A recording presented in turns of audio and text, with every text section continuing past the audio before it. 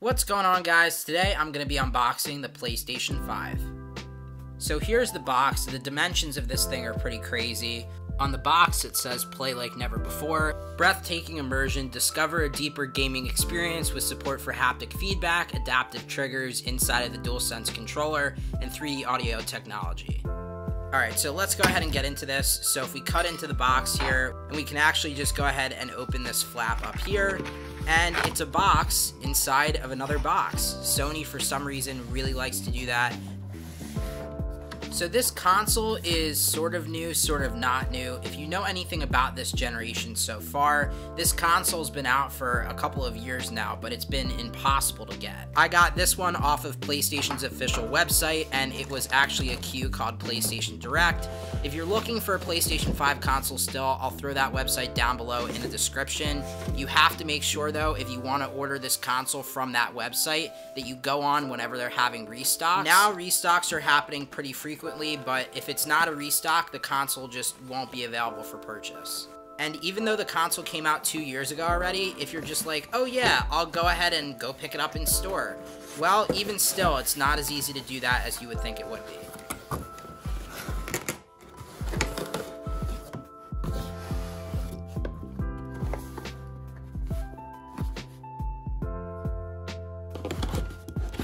Over here, we have various different manuals and cables. This is the PlayStation Quick Start Guide, and then we also have the Health and Safety Manual as well, just basically showing everything about the PlayStation 5, everything there is to know. Of course, we have our various different cables. That is the power cable for the PlayStation 5, as well as there is also a very important part as well, which we'll get to in a second. In this box, we're also going to find various cables for various different things. Here is the DualSense controller. We'll get back to that in a second. We also have a USB-C cable to charge the DualSense controller. And here we have Sony's next generation controller, the DualSense controller.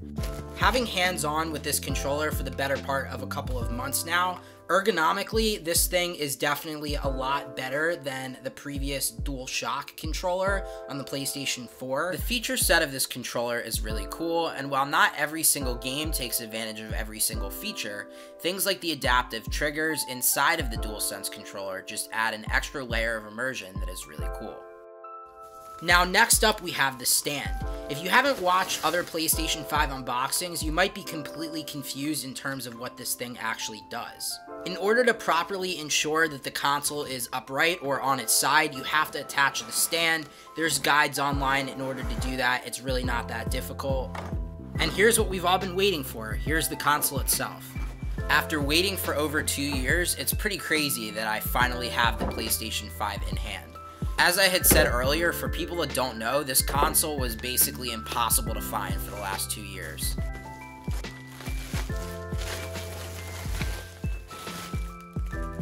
And now, here it is. And this thing is massive. It certainly won't give you that low-profile look if you're putting this on a desk or in an entertainment center. You're definitely going to have to clear out some space for this one.